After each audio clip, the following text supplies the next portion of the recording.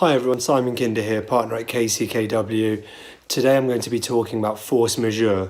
This is a phrase that many of you have either seen or possibly have not seen, but certainly heard about in the current pandemic in terms of its applicability in a contract and whether it's something someone is trying to invoke against you or something that you want to use to perhaps look at avoiding an obligation in a contract which has been forced upon you because of the COVID-19 pandemic.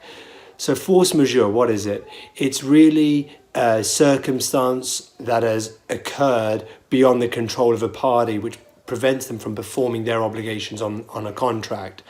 Now, typically we hear of this being referred to as acts of God, so we think of earthquakes, storms, fires and so on. However, the question that on everyone's mind is, does the current pandemic fall under force majeure?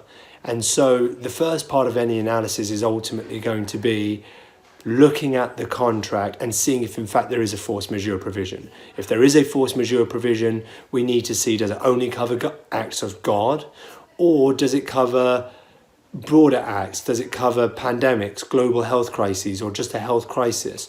Does it go further? Does it perhaps not cover health crisis, but say something along the lines of government orders or government regulations? Well, in light of the various governors and city officials that have been issuing regulations, those would certainly fall under a force majeure provision if that language was captured.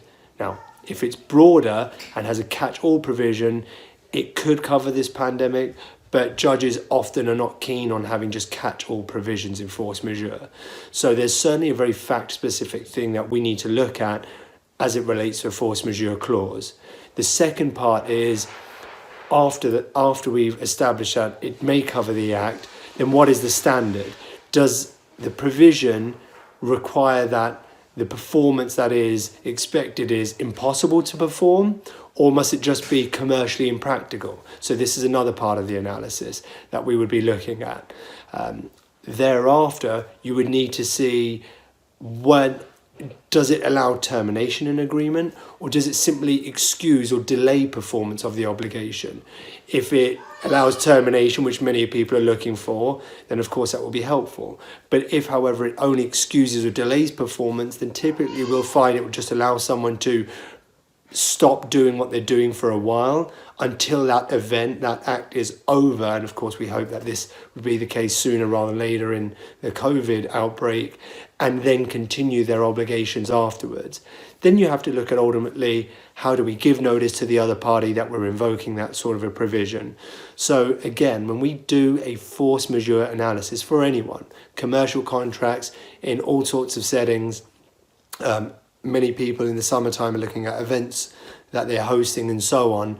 It is really going to be a very fact-specific analysis, but this is the sort of language that we're providing you today that I hope you will find useful as you look into this. Feel free to reach out to us and we'd be happy to discuss your rights and obligations under a contract and whether force majeure is or is not present and is or is not going to help you. Thanks very much, and everyone stay safe, like me, working from home, and self-isolate as much as possible. All the best. Bye-bye.